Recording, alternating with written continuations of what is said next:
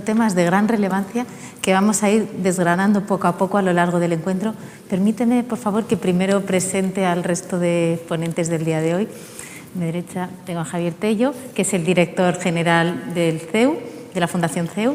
Es licenciado en Derecho por la Universidad CEU San Pablo y programa de alta dirección por el Instituto de Empresa, así como por oposición inspector de Hacienda y interventor y auditor del Estado.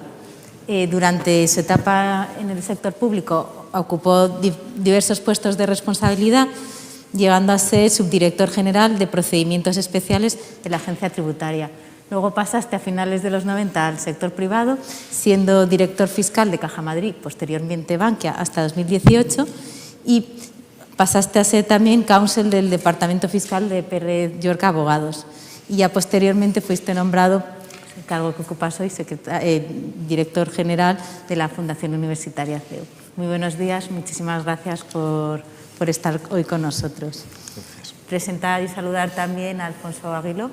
Alfonso Aguiló es el presidente de la Confederación Española de Centros de Enseñanza, una asociación que agrupa más de 1000 entidades, tanto privadas como concertadas. Es ingeniero de camino, canales y puertos y PADE por el IES. Ha sido 11 años director del Colegio Cajamar y actualmente es presidente de la Fundación Arenales y la Fundación Alborada. Desde 2007 es presidente de la Asociación Madrileña de Empresas Privadas de Enseñanza y desde 2015 presidente de la Confederación Española de Centros de Enseñanza. Pues muy buenos días de nuevo a los tres, es un placer teneros hoy con nosotros. Vamos a comenzar el coloquio propiamente dicho. Os haré preguntas y también tenemos preguntas de los que nos están siguiendo de forma virtual el día de hoy. En concreto ya tenemos varias preguntas, es un encuentro que despierta un gran interés, como no podía ser de otra manera. Pregunta José Macías Velázquez, consejero, ¿cómo valoran la evolución del curso en los centros de enseñanza Madrid, si se han superado las expectativas en el momento de planificación? ¿Perdón? Si habéis superado las expectativas, comentaste lo dura y el reto que fue la planificación, pregunta si habéis superado las expectativas, en definitiva, si la vuelta al cole ha sido un éxito o no. Bueno, pensamos que sí, tanto desde el punto de vista de organización educativa como desde el punto de vista sanitario, ¿no? Desde el punto de vista sanitario ya lo he expuesto. Yo creo que 2 meses y medio después del inicio del curso, cuando las expectativas que tenía la sociedad española eran de profunda preocupación, que en este momento no haya ningún centro cerrado por el COVID y que en estos 2 meses y medio pues hubo, ya digo, al principio 3 escuelas infantiles y luego una escuela infantil y un centro de educación especial. Yo creo que sí, es decir, todas las medidas que se han tomado de distancia de los alumnos. Hemos comprado 9,5 millones de mascarillas, 650.000 litros de gel hidroalcohólico, 3.000 termómetros. En fin, hemos tomado muchas medidas para prevenir, ¿no? que hubiera la máxima seguridad sanitaria, porque la presidenta de la Comunidad de Madrid era su objetivo. Cualquier medida, todas las medidas que fuimos pensando a lo largo del mes de agosto de preparación para evitar el contagio en los centros, le parecía poco. Teníamos que hacer todo lo posible y lo hemos hecho, ¿no? Entonces, es una satisfacción para nosotros, pero no es solo por esas medidas, es porque la comunidad educativa las ha llevado a cabo. Yo cuando visito institutos me hablan los directores, los docentes y me dicen que sí, que se cumplen las medidas. Y luego desde el punto de vista de organización educativa también, porque sinceramente crear 7.500 grupos nuevos y tenerles que buscar espacio y tenerles que buscar un docente, pues ha sido sinceramente complicadísimo, ¿no? Ha habido disfunciones, porque es imposible que no las haya. Tenemos algunos problemas de contratación de docentes en bachillerato y en formación profesional, pero es sencillamente porque las bolsas que había de interinos se han vaciado, porque como hemos hecho tantísimos contratos, se han vaciado. Por eso pedimos al Ministerio que eximiera del máster pedagógico para que pudiéramos contratar también. Es decir, ha habido disfunciones. Ha habido disfunciones también en la búsqueda de clases y ha habido que ubicar alumnos pues, en centros cedidos por los ayuntamientos, a los que aprovecho para dar las gracias. Estamos instalando aulas prefabricadas. Ha habido disfunciones, pero quiero decir, para la tarea tan importante, tan complicada, tan enorme que era, pues estamos satisfechos de cómo ha funcionado, dando mucho las gracias a los directores de los centros educativos y a los docentes. Muchas gracias. Si quiere se puede, si prefiere, para que les escuchemos mejor, están perfectamente garantizadas las distancias. Muchas gracias. Seguimos contigo, Alfonso. Desde la Confederación Española de Padres y Madres de Alumnos sí que critican cierta masificación, falta de recursos en algunas aulas. ¿Cuál es vuestra visión desde tu organización? ¿Cuáles han sido los principales retos y dificultades que ha tenido esta vuelta al cole? Yo creo que toda esta pandemia y estas restricciones y esta situación que hemos vivido ha demostrado que la comunidad educativa es una institución fuerte, que es una institución segura y que ha conseguido, con la colaboración de todos, de los directivos, de los profesores, de las familias, de los alumnos, que son quizá los más importantes para que esté también presente su colaboración, que las escuelas sean seguras, porque ha habido muy pocos contagios, se han gestionado muy bien los que ha habido, y luego también yo creo que ha contribuido mucho a lo que es la educación en la seguridad sanitaria, cosa muy importante en este momento y creo que por bastante tiempo, por desgracia. Y yo creo que también ha supuesto un salto muy grande en tecnología y digamos que en innovación, y me parece que en este sentido hemos aprovechado una circunstancia negativa para dar un salto positivo. Y efectivamente yo creo que con las medidas que se han tomado han bajado las ratios y me parece que los resultados muestran que han sido suficientes. Yo pienso que hay que pensar también que los recursos son limitados, porque claro, a todos nos encantaría que los profesores ganáramos más, que tuviéramos menos horas de clase y grupos más pequeños, pero claro, luego las cuentas del Estado no cuadran y como tampoco se pueden subir más los impuestos, o al menos mucho más, creo que también hay que aprender, como hacemos todos, a vivir con el nivel de renta que tenemos, no con el que nos gustaría. Muchas gracias. Bueno, Javier, cuéntanos un poco la experiencia vuestra, la experiencia en el Grupo CEU, de esta vuelta al cole con tantos retos, ¿no?, como ya habéis mencionado. Sí, pues mira, muy resumidamente, usando una frase muy futbolística, le hemos dado la vuelta al partido. El 1 de septiembre colegios y centros educativos eran un alto riesgo de contagio. Hoy, terminando ya el primer trimestre del curso, miramos para atrás y podemos decir con total tranquilidad y con satisfacción que los colegios son un lugar seguro a efectos del contagio. Y eso es gracias fundamentalmente al esfuerzo que ha hecho el sector educativo. Yo aquí rindo un especial tributo y me uno a lo que decía el consejero, al esfuerzo de los docentes, los no docentes, los equipos, que han hecho posible, aplicando esas medidas que son correctas, que son adecuadas, haciendo una aplicación vigilante y rigurosa de las medidas, que los colegios sean un lugar seguro. Y eso quiere decir que no haya apagón educativo, cosa muy importante. Quiere decir que se cumple la función social, que los padres agradecen tanto de poder tener, digamos, el margen para incorporarse a su vida laboral. Creo que los colegios estén abiertos transmite un mensaje de confianza que está en la atmósfera, y esto es muy importante en estos momentos, igual que pasa con las universidades. Y creo que además que el sector educativo haya hecho un desempeño tan positivo en este tiempo, creo que aporta un mensaje de ejemplaridad, que de alguna manera puede extrapolarse a otros ámbitos, ¿no? Es un mensaje de ejemplaridad basado en el esfuerzo, en el compromiso, en la anticipación, en la inversión tecnológica que hemos hecho nosotros, la inversión en becas y demás, pero al final esta es una actividad en la que personas enseñan a personas, y lo que se ha demostrado es que si las personas se ponen detrás de un proyecto como este, lo sacan, claramente. Muchas gracias. Consejero, pregunta Sara Meldealdea, del diario ABC, que si no cree que sería necesario mantener a los profesores de refuerzo cuyos contratos finalizan en diciembre. Bueno, esto lo he explicado ya mucho, pero lo hago con mucho gusto. Nosotros desde el principio, digo desde que concebimos el curso aquel 30 de junio, siempre nos planteamos que una de las medidas más importantes era el refuerzo, porque los alumnos, lógicamente, el curso pasado en el confinamiento, pues sufrieron mermas en su educación de manera inevitable, pese al esfuerzo que hicieron los docentes y todo lo que se puso encima de la mesa, pero evidentemente eso era así. Y por tanto, una de nuestras ideas es darle mucha importancia al refuerzo. Entonces, en aquel momento anunciamos, y para eso, durante el primer trimestre, habrá un plan de refuerzo para el cual contrataremos a 1.117 docentes. Al final hemos contratado 1.117 más 200 educadores en infantil, ¿no? Al final han sido 1.300. Y dijimos, y se les contratará en el primer trimestre, porque esto es para compensar la pérdida del curso anterior. Pero ahí no acaba el plan de refuerzo. Tenemos, además, también para el primer trimestre actuaciones tanto en primaria como en secundaria, y tenemos además actuaciones para todo el curso. El PROA Plus en secundaria, dotado con 3,7 millones de euros. Tenemos el plan Refuerza, que a partir de enero llega a 240 centros. Y en primaria tenemos el PAE.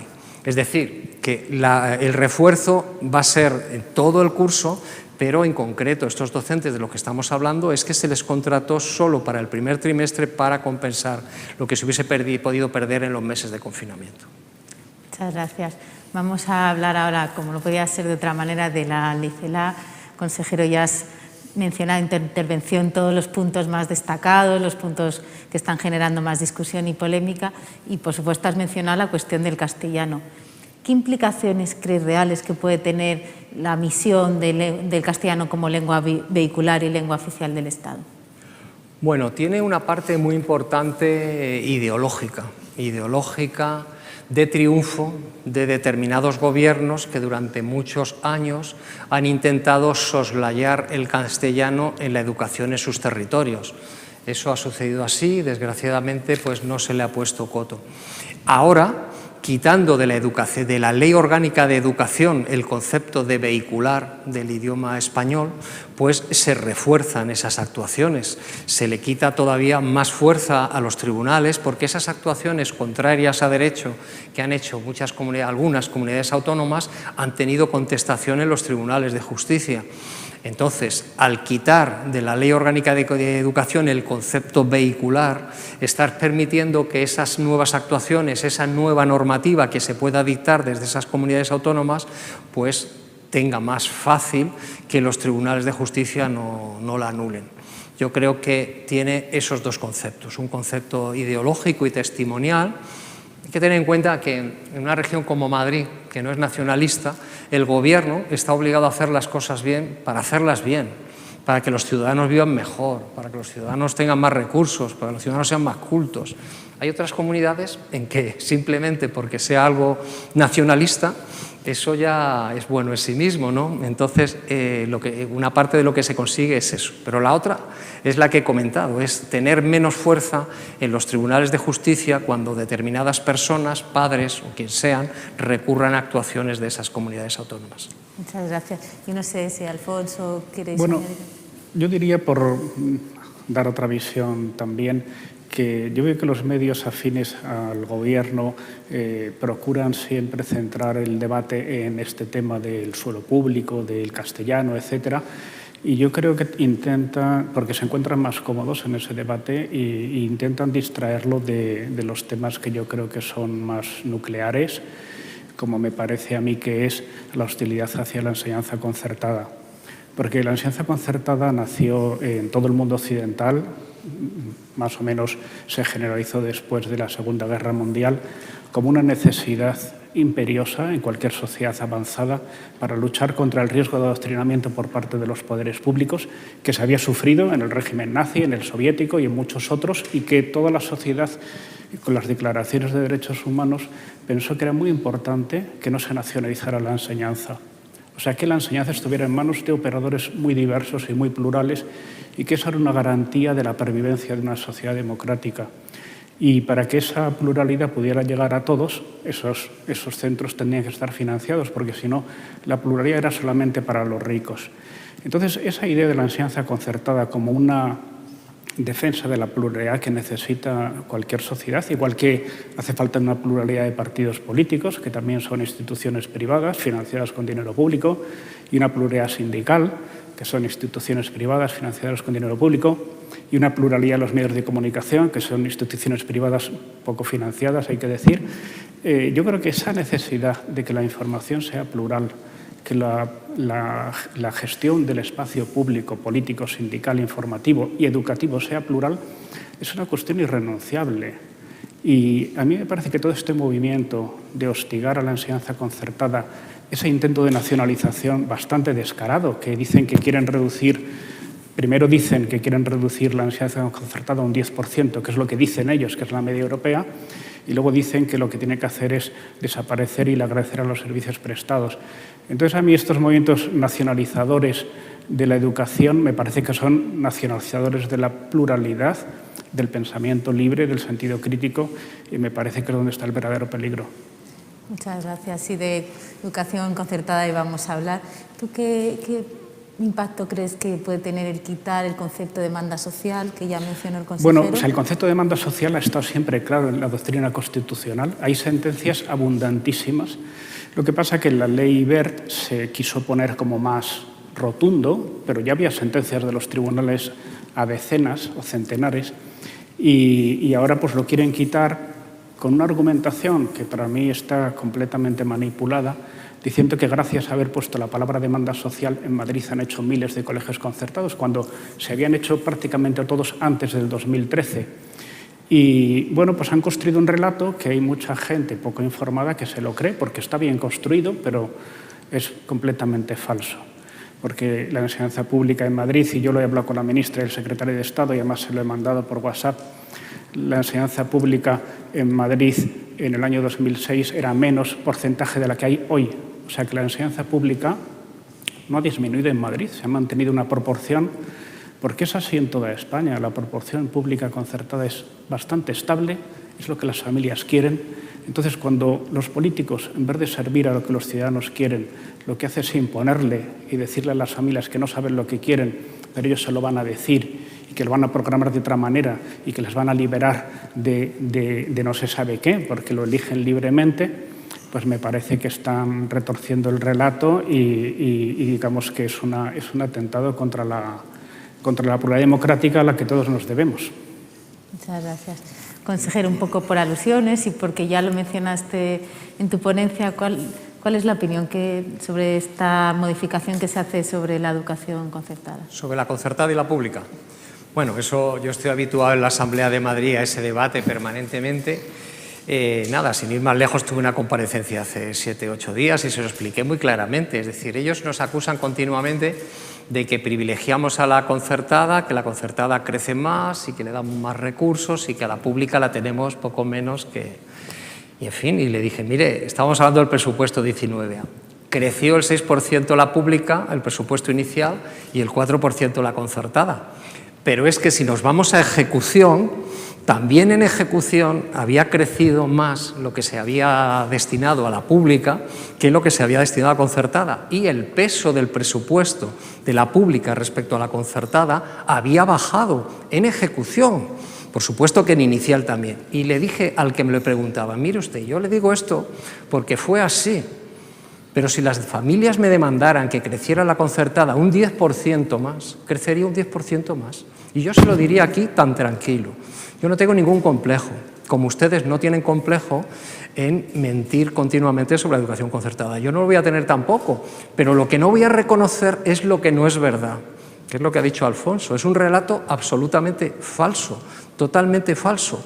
Y entonces, si tiene que crecer la concertada, crecerá. Y lo diremos con tranquilidad y con normalidad, porque es lo que debe ser, es lo que opinamos. Si quieren los padres más en la concertada, crecerá más la concertada. Si los padres quieren más en la pública, crecerá más la pública.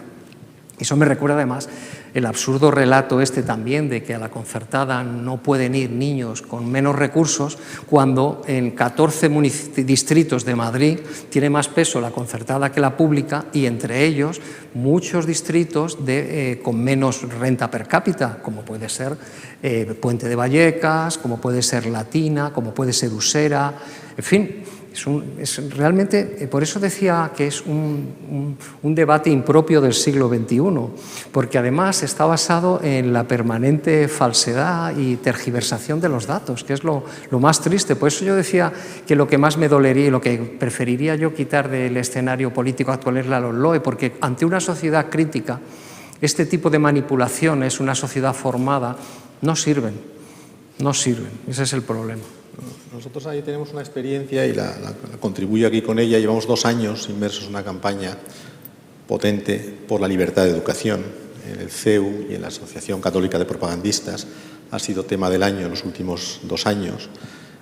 Yo creo que había que haber empezado a moverse, ¿no? Con esa antelación, es importante. Efectivamente hay una falacia detrás de todo esto que es importante que esté clara. La libertad de educación, por supuesto, incorpora la libertad de elección y, por supuesto, sobre todo, la igualdad de oportunidades. Yo te ofrezco una educación monocolor gratis y si quieres otra te la pagas. Esto no es una igualdad de oportunidades, ¿no? La financiación detrás de la educación elegible es una condición necesaria. Cualquier otro debate es estéril y está mal planteado. Para mí me preocupa muchísimo más que la LOMLOE entra en la escena en un momento pues de limitación de derechos fruto de la situación sanitaria. Hombre, uno mira cómo se ha construido la ley y cómo se ha tramitado y es una ley no consensuada o solo consensuada con los míos, ¿no? Y tramitada por una modalidad nueva de tramitación express, ¿no? Con la autoenmienda como sistema, la autoenmienda para radicalizarla más y eso pues te lo encontrarás en el BOE dentro de 4 o 5 meses y se acabó, ¿no? Claro, esto en un momento en el que la educación en España es claro que necesita no solo consenso, sino apuesta. Está demostrando la educación hasta qué punto es un sector verdaderamente comprometido, verdaderamente profesional, que está aportando en estos momentos de incertidumbre confianza, seguridad. Hombre, no perdamos una oportunidad más de apostar por la educación, de verdad, sin sectarismos. Estamos inmersos ahora en intentar que todos los efectos que esta situación está produciendo en alumnos y en docentes y en equipos, lo que llamamos el efecto o el impacto emocional, ¿no? Pues lo tengamos presente para cuidarlo, ¿no? Para acompañarles, para apoyarles, para que el sistema educativo, digamos que reciba una cierta, ¿no? Compensación por el esfuerzo enorme que está haciendo. Y sin embargo tenemos pues este proyecto normativo, este proyecto de la Ley Orgánica de Educación, que se olvida completamente de quiénes son los docentes, los educadores, los centros, los padres, los alumnos, y que aprovecha este hueco dichoso que está dejando la pandemia, pues para en un regate corto tener en unos meses en el BOE una ley que no se sostiene. Lo cierto es que la Comisión Europea, leí hace poquito, le anunciaba poco recorrido, ¿no? Una ley, digamos, de piernas cortas, fruto precisamente de olvidarse de que la educación, que es un pilar de nuestra sociedad, la educación tiene que ser regulada siempre bajo un prisma, ¿no? De consenso. Y me gusta mucho una palabra que últimamente no veo en la escena política, que es la concordia, Esto yo creo que hay que recuperarlo, son momentos para que no se nos olvide y, hombre, es difícil movilizarse en la calle hoy, ¿no? Pero creo que hay una recolección de firmas espectacular en relación con esto que denota hasta qué punto está desacertada, ¿no? la ley. Muchas gracias. Tenemos que hablar también de educación especial, es otra de las cuestiones más polémicas, por así decirlo, de esta ley. Pregunta Ignacio Martí Blasco que qué piensa la Comunidad de Madrid sobre el cierre de educación especial, o por lo menos sobre la preocupación que hay de ese trasvase de alumnos. ¿Cree usted que crees que está ya garantizándose una educación inclusiva con el sistema tal y como está a día de hoy? Bueno, nosotros, los datos de este inicio de curso yo creo que ponen de manifiesto lo que es una auténtica educación inclusiva. En la Comunidad de Madrid este año el 91,7% de los 60.000 alumnos que tienen problemas especiales del aprendizaje están en colegios ordinarios, el 91,7%, y solamente el 8,3% están en centros de educación especial. El año pasado el porcentaje era 90,5% en ordinario y la diferencia 9,5% en especial. O sea que hemos avanzado este año, hay más alumnos en centros ordinarios que en centros de educación especial. Nosotros, el alumno que vaya a un centro ordinario, pues estupendo por parte nuestra, es lo que se debe intentar. pero no podemos ir contra la voluntad de aquellos padres que consideran que su hijo, donde va a sacar las mayores potencialidades, donde se va a sentir más integrado y, en consecuencia, cuando se llegue a la sociedad, va a estar más incluido en la sociedad, es el centro de educación especial. Y por eso antes en la intervención decía que si tú vas a un centro de educación especial, el que ha redactado esa disposición de la ley seguro que no ha ido nunca, porque si hubiese ido no puede plantear que esos centros se conviertan solo en centros de referencia, en centros de apoyo de los centros ordinarios, porque todos estén en los centros ordinarios. Tenemos que intentar que estén muchísimos. Ya en Madrid está el 91,7%. Si son más, pues más. Dotemos de más medios a los centros ordinarios para que pueda haber más. Pero si hay padres que consideran que donde esos hijos reciben una educación realmente especializada, adecuada para sus capacidades, es el centro de educación especial, no acabemos con eso, porque además España tiene fama en tener buenos centros de educación especial. Esa es nuestra posición en esa materia, que es muy clara también. Sí, bueno, yo de este tema para mí me resulta especialmente próximo, primero porque yo tengo un hermano con discapacidad y soy su tutor desde hace muchos años y por lo tanto es algo que conozco de cerca.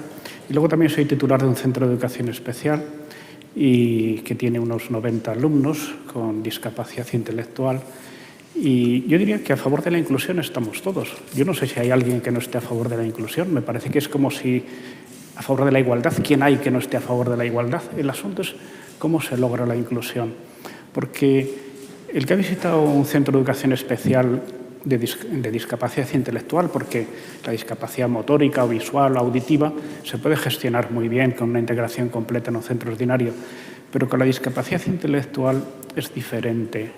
Y cuando tú ves que una persona, por ejemplo, no sabe leer, ni nunca va a saber leer, tú piensas que con 15 años en una clase de tercero de la ESO va a estar muy bien integrado, aunque le pongas al lado un apoyo, o dos, o tres, es que va a estar completamente segregado. Entonces, yo creo que los principios generales sobre la inclusión nadie los cuestiona. Lo que hace falta es ir a ver el caso concreto. Y yo creo que las personas que están redactando estas normas tendrían que visitar y conocer mejor la realidad de la educación especial. Y entonces yo creo que se les acabaría esa rotundidad y esa prepotencia de decir todos a la educación ordinaria y vuestros centros se quedarán como centros de recurso para que den recomendaciones a la gente de qué tiene que hacer. Hombre, yo creo que hace falta un poco más de seriedad en este asunto y más respeto, no solo a la voluntad de los padres, porque puede haber padres que tengan, digamos que un deseo de que su hijo vaya a un centro u otro, digamos que a veces no muy, digamos, proporcionado a la situación de su hijo. Pero creo que cuando la familia y los expertos, los especialistas, coinciden en que deben ir a un centro de educación especial, me parece que una ley se los quiera cargar, me parece que es una vergüenza. Muchas gracias. Vamos a hablar ahora de tecnología. La tecnología se ha convertido en algo muy relevante en nuestras vidas desde que la pandemia entró en juego. Javier, coméntanos un poco, ¿cómo ha sido? ¿Ha sido un reto la adaptación, el pasar en confinamiento a clases online, la semipresencialidad? ¿Cuáles han sido los principales desafíos en adoptar estas tecnologías? Ha habido como dos momentos, ¿no? El primer momento, el sobrevenimiento, ¿no?, del confinamiento y la apertura de la enseñanza online. Pues nosotros, gracias a las inversiones hechas, desembarcamos en la enseñanza online prácticamente en 48 horas. Tenía un factor adicional de complejidad, no solo que los alumnos están en casa, sino que los profesores también están en casa dando la clase desde casa con tu portátil. Esto es una escena que a mí me gusta recordar porque no es nada fácil. Bueno, eso tuvo, digamos, sobre la base del esfuerzo también personal muy de los docentes, tuvo, digamos, una solución óptima, porque se siguieron dando las clases en sus horarios, digamos que con una alta satisfacción de alumnos y de familias, con dificultades específicas en los pequeños, porque no es sencillo. Y lo que decidimos a partir de ahí es que iniciaríamos este curso con un cierto despliegue tecnológico potente, que son las aulas de doble presencialidad, que hemos acuñado también como vocablo, como terminología, que permiten en todo caso, sea cual sea el escenario de confinamiento, desde de aforo limitado, de distancias, de medidas de seguridad, que tengas a todos tus alumnos asistiendo a clase de manera síncrona. Hoy por hoy esto quiere decir que la mayoría están en presencialidad física, en clase, pero esa misma clase que está haciendo el profesor la está viendo el alumno que está confinado, porque es un contacto estrecho, porque está en positivo, por la razón que sea, ¿no? El tener la clase síncrona, los de casa con los de clase, con un sistema de videoconferencia de alta calidad, permite que interactúen todos con naturalidad. Nosotros tenemos la preocupación de que se naturalice todo esto, que los alumnos interactúen no solo con el profesor, sino con los otros alumnos, que se saluden, que se vean, que se hagan gestos, lo cual permite que un curso que va a ser largo, y no sabemos si algo más que este curso, pues se normalice mucho, ¿no?, la actividad a través de las aulas de doble presencialidad. Pero queda el factor importante, que lo tecnológico sí que ha venido, yo creo que para apoyar mucho, no olvidemos que es fundamentalmente instrumental, que la educación que típicamente proponemos nosotros, por ejemplo, en el CEU, que es una educación muy de valores y de virtudes, pide presencialidad, y lo que sí es cierto es que ahora mismo todos los alumnos que tenemos en el CEU lo que quieren es volver a las aulas cuanto antes, lo cual es una magnífica noticia, en mi opinión. Muchas gracias. Consejero, ¿crees que la semipresencialidad ha venido para quedarse? ¿Cuál es tu visión? Bueno, un dato importante sobre esta materia es que nosotros, la Comunidad de Madrid, ya tenía una plataforma educativa, se llama Educamadrid, y antes de la pandemia, en febrero, al día servía 11 millones de páginas a los que las usaban, ¿no? Durante la pandemia, durante el confinamiento, subió a 32 millones al día y ahora estamos en 78 millones de páginas al día. Por tanto, eso pone de manifiesto el uso que se está haciendo de la plataforma educativa a distancia. Para nosotros lo esencial es la presencialidad, y yo creo que en un sistema educativo, hasta lo dice la ley orgánica además, es la presencialidad. Y por eso he explicado que cuando empezamos en el escenario 2, que contemplaba que primero y segundo de la ESO, tercero y cuarto, y primero y segundo de bachillerato y la IFP iban en semipresencialidad, en el último momento decidimos que primero y segundo fueran también en 100% presencial. Luego los centros están haciendo un gran esfuerzo porque nuestra semipresencialidad no era obligatoria. Nosotros lo que decíamos es, en cada centro, como mínimo, entre un tercio y un medio del servicio educativo tendrá que ser presencial. Y eso lo decíamos para tercero y cuarto de la ESO, primero y segundo de bachillerato y FP. Pero era el mínimo, no era el máximo. Por tanto, los centros, allí donde han tenido espacio, donde ha habido distancia, están también en presencialidad 100%. Por ejemplo, en segundo de bachillerato se ha hecho un gran esfuerzo para que el máximo número de alumnos estén en presencialidad. Por tanto, la presencialidad es esencial, no se debe perder, pero tenemos que aprovechar, como he dicho algo, estas circunstancias, porque al final, con todos estos instrumentos tecnológicos, podemos conseguir una mayor individualización de la educación a las necesidades concretas de cada alumno. Yo creo que estos nuevos sistemas le dan al docente esas mayores posibilidades de adecuación a cada alumno. Por tanto, tenemos que aprovechar lo que ha sucedido, los 3-5 años que hemos avanzado en digitalización solamente desde marzo, y seguir para adelante, pero sin olvidar, por supuesto, la presencialidad, que es tan importante. Yo ya diría que en este tema, yo creo que tradicionalmente digamos que la tecnología se ha asociado siempre a grandes inversiones y a grandes procesos de formación, y este nuevo escenario ha demostrado que en muy poco tiempo y sin grandes inversiones se podía llegar a una teleformación muy avanzada. Y esto para mí lo que significa es que realmente lo que hace falta para dar un avance en esto es la necesidad y el impulso, y que se han avanzado muchos años en estos meses. Y creo que, aunque todos deseamos que la vuelta a la presencialidad sea completa y cuanto antes, hay muchas cosas que se van a poder mantener. Estoy seguro que las tutorías, las reuniones, la formación, el intercambio de conocimiento, de experiencia entre centros, entre personas, se va a dar un paso de gigante gracias a esto, porque bueno, algo bueno tenía que traernos, y creo que esta va a ser una de las cosas que nos va a traer. Muchas gracias. Bueno, habéis hablado todos del papel tan relevante que han tenido los docentes, pero empiezan a acusar, un poco como le pasa al sector sanitario, signos de un cierto agotamiento, de una cierta tensión emocional. Es mucho lo que han tenido que asumir en esta vuelta al cole y para que sea exitosa. ¿Creéis que se puede hacer algo para apoyar a estos docentes? ¿Qué se puede trabajar ahí? Yo, si queréis, nosotros estamos ya inmersos en una etapa que ya hemos visto que se nos ha venido lógicamente encima con el proceso, que es el desgaste de los equipos. Hay un desgaste físico, hay un desgaste psicológico, hay una cierta ansiedad porque todo esto pone un horizonte temporal encima de la mesa incierto.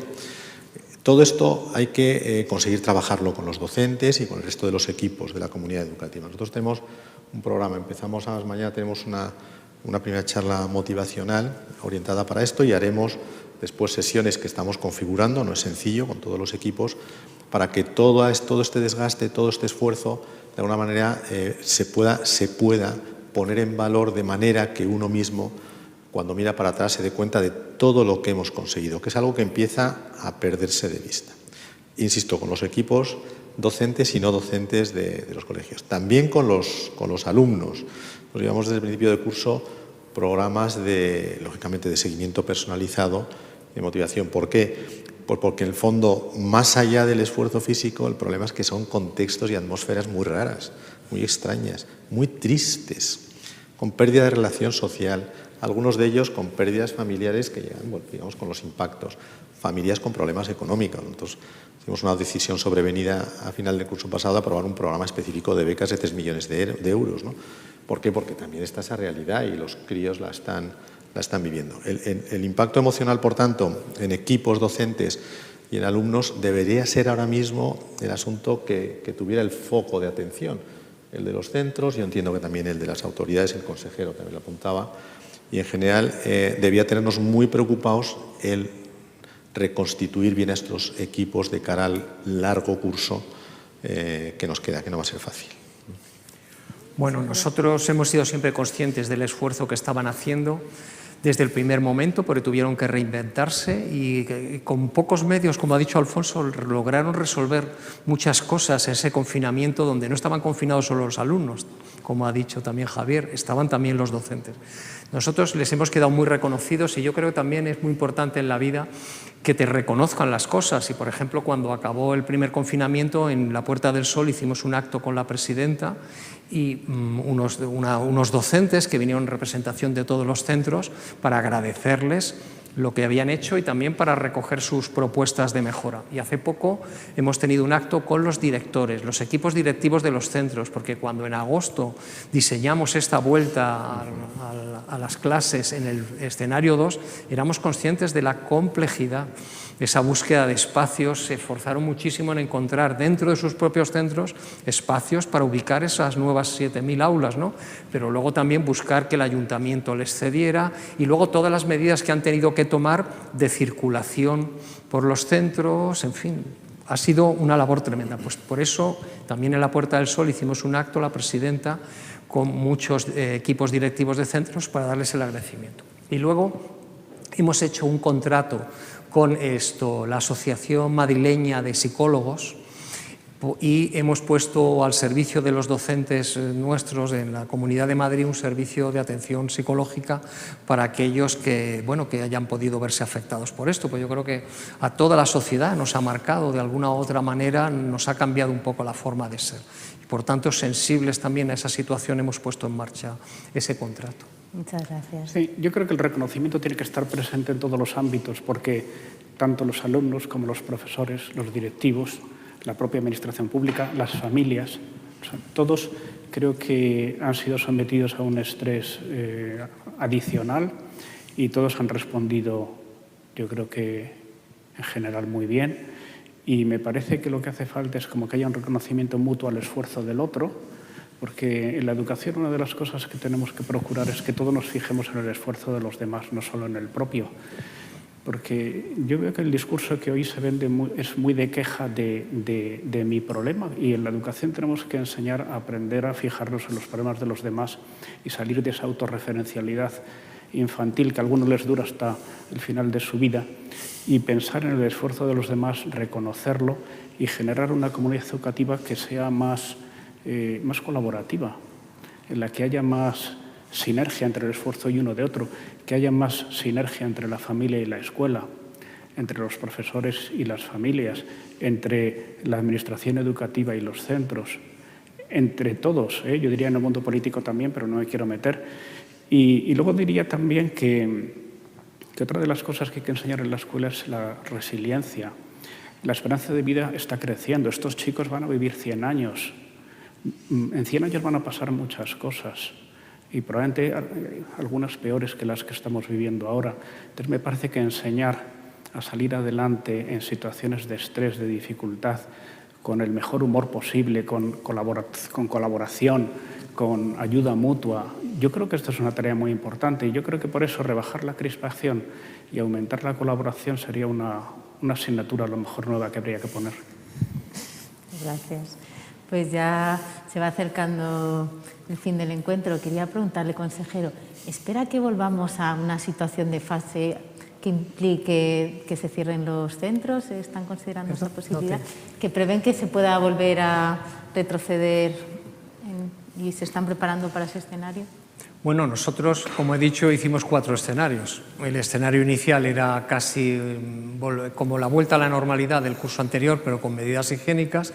Este segundo, que es de semipresencialidad, pero lo importante es las distancias de 1,5 en ESO y las ratios de 20 alumnos para respetar lo que se llamó los grupos burbuja, pero teníamos otros 2 más. Uno es el de confinamiento, que esperamos no tenerlo que utilizar, y el final de vuelta a la normalidad.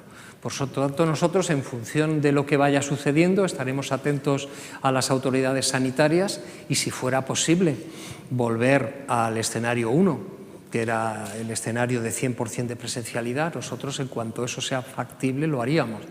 Creo que no es prudente en estos momentos plantearlo siquiera. Tendríamos que bajar a porcentajes de contagios más bajos para llegar a ese escenario, pero por supuesto que no lo descartamos, incluso pasar al escenario 4 de vuelta a la normalidad. Lo que pasa es que, tal como están evolucionando las cosas, tenemos ahí las buenas noticias de las vacunas, pero también te dicen que, bueno, que es muy importante las vacunas, pero a lo mejor tampoco es una solución radical. Por tanto, yo creo que el escenario que tenemos es, durante bastantes meses, seguir en este escenario, en un escenario un poco más aligerado, pero con todas las prevenciones. Creo que esa va a ser la situación.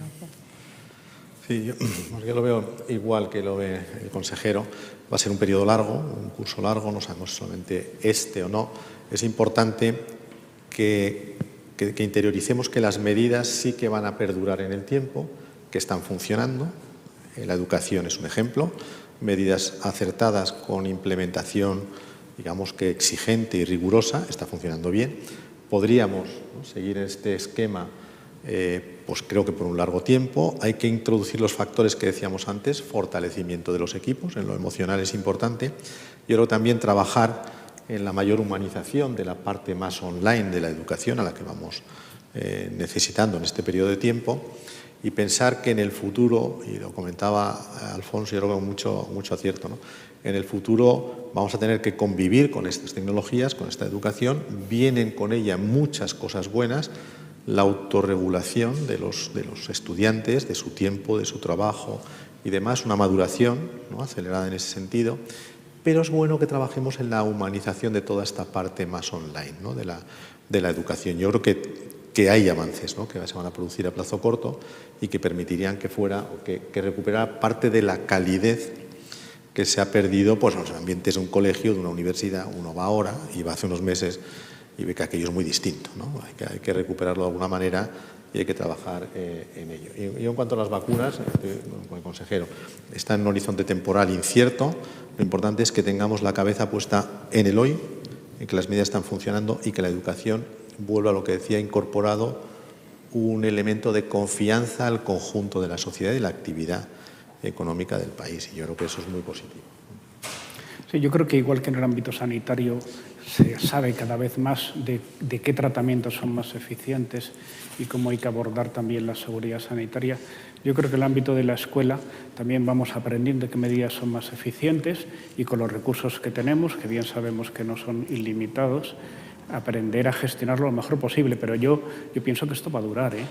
O sea que también la vacuna de la gripe existe desde hace años y la gripe no desaparece, ¿eh? O sea que yo creo que hay que tener mucho ojo con los optimismos ingenuos y que hay que trabajar para que todos aprendamos a luchar contra esta situación sin que se resienta el aprendizaje, sin que resienta la economía del país y que aprendamos a vivir con esto hasta que desaparezca cuanto antes.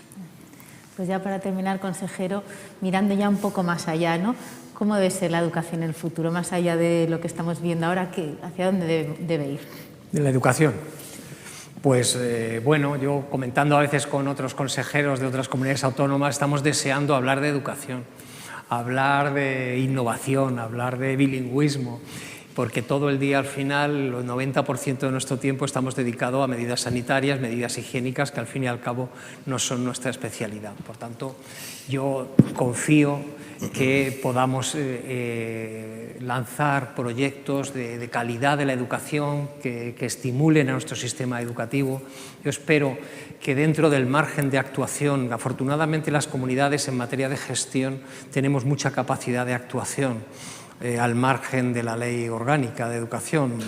Entonces, pues yo espero que con ese margen que tenemos de actuación, pues podamos hacer cosas muy interesantes y seguir en esa línea que he dicho de la educación en Madrid, por supuesto mejorándolo, de la libertad de elección, de la calidad y de la igualdad de oportunidades, que yo creo que son 3 principios muy importantes de cumplir. Todo eso aderezado con la tecnología, con esa individualización que ya he dicho varias veces que la tecnología nos puede permitir, con esa idea de rebajar las ratios de manera progresiva y a lo largo del tiempo.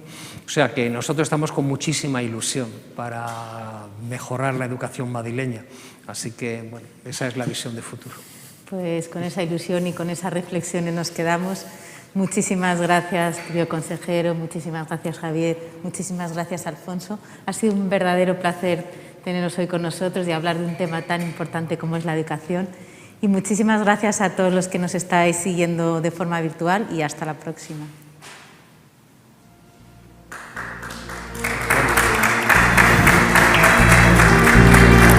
Muchas gracias.